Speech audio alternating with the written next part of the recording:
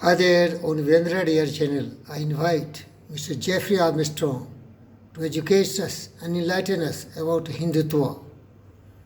Hindutva means Hinduness, the Hindu Tattva, the attributes of Hinduism, which is always loving everyone, caring for everyone, trying to help everyone, trying to make the world a place for everyone. Vasudhaiva Kutumbakam, the whole earth is our family. We need to live in perfect harmony and peace with entire birds, with animals and plants. Atmarsar hote so. Every creature has feeling like us. And Sarve Bhantu Sukhina, all have to be happy. My best friend Jeffery Armstrong is such a great intellectual giant who perceives the truth, who understands the reality. And he's suggesting the entire world to really understand Narendrsmodi in the true terms. He's a wonderful person. He's a great man. He believes in Hinduism and he loves all. That's why his slogan, Sabka Saath, Sabka Vikas, Sabka Vishwas. And if the people who have invaded India, who has really ruined India, raped India, murdered, massacred every Indians, they are unnecessarily scared because they have really tried to ruin the Hinduism, demolished temples, looted, plundered, the Islamic invaders, the Christian missionary, the British. Now my best friend, Mr. Jeffery Armstrong, will explain in a little better way. Listen to this great man. For over 1,000 years, who was Hindutva. But the culture of India is Hindu, Vedic, Sanatan Dharma. So, he is actually the first leader in 1,000 years that wasn't either colonizing or India under attack or India being fragmented by people from the outside coming in and attacking it, which is Muslims, Islam. Islam didn't come in as friends. They came in as rapists, raping, pillaging, taking slaves, killing. They didn't come in a friendly way. They're not indigenous to India. Christianity is the same way. Christianity has been colonizing India ever since the British took it over and acted as if they owned it for a couple of 100 years. Raping, pillaging, taking everything that they could. When I say raping, I mean just taking everything.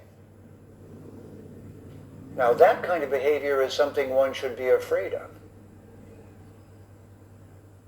So yes, it's a good question. Why would anyone be afraid of Narendra Modi? Well, perhaps they think that he will be vindictive and then he'll come after them.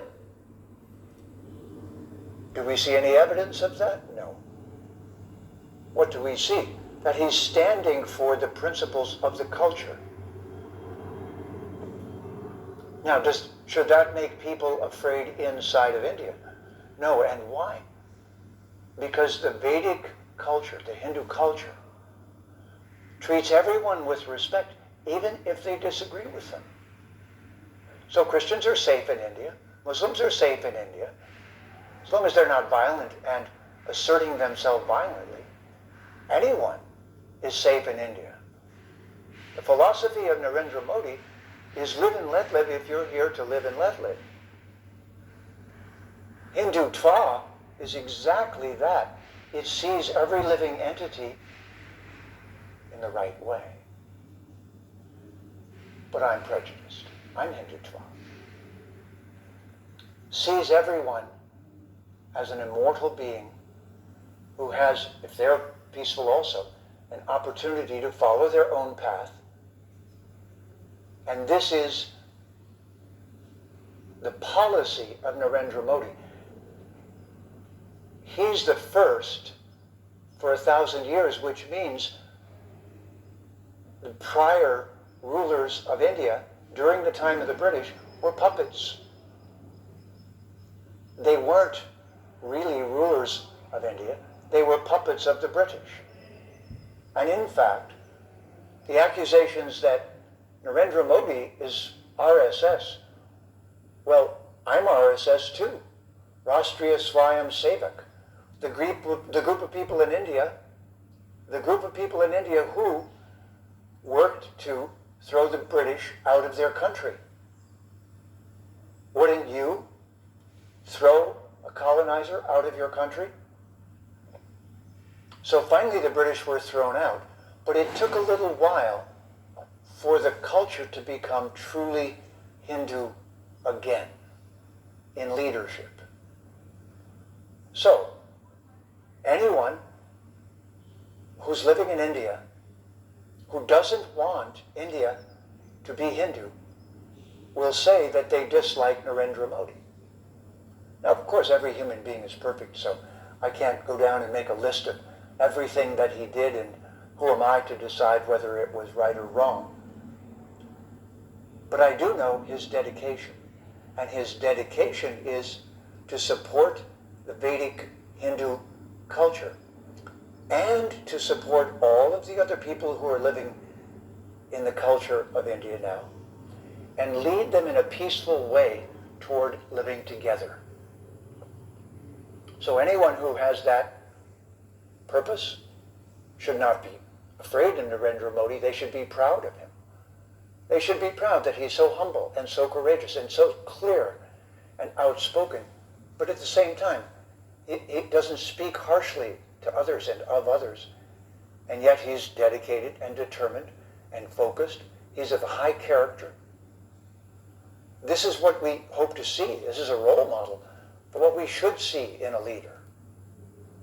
And just as a side note, but Narendra Modi and India are using multiple modalities to deal with the current crisis of health that the world is experiencing. Why? Well, because the very basis of the culture of India is to have multiple modalities of science, from Ayurveda to yoga to diet to things that promote well-being, to herbs, to modern medicines, to modern vaccines, to ancient ways of healing.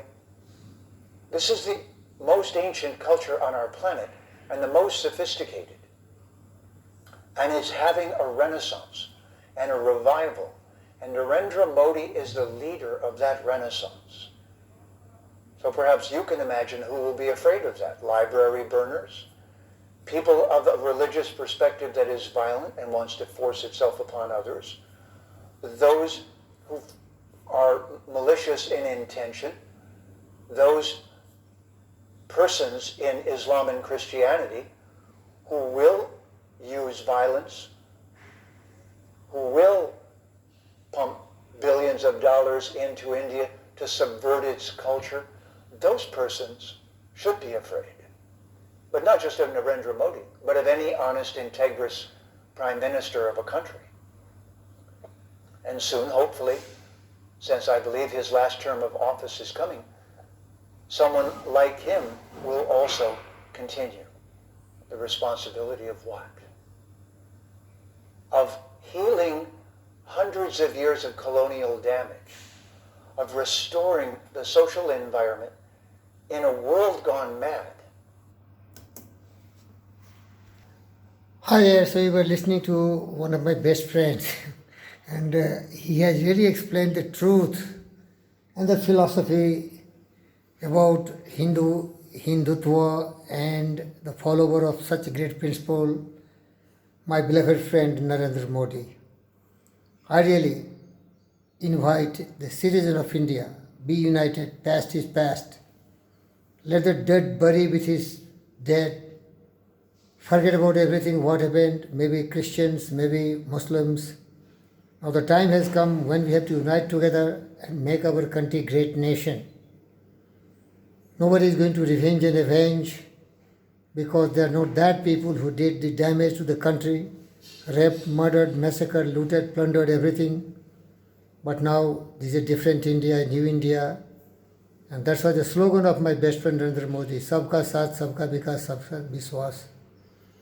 But if you compare the morality, the ethics and values, then it is unparalleled in the history of the world. The universal religion, the ancient religion, which loves bird, beast, animal, plants and humans in the same perspective. Thank you, viewers. Be a great Indian, messenger of peace to every creature and every mankind. Thank you.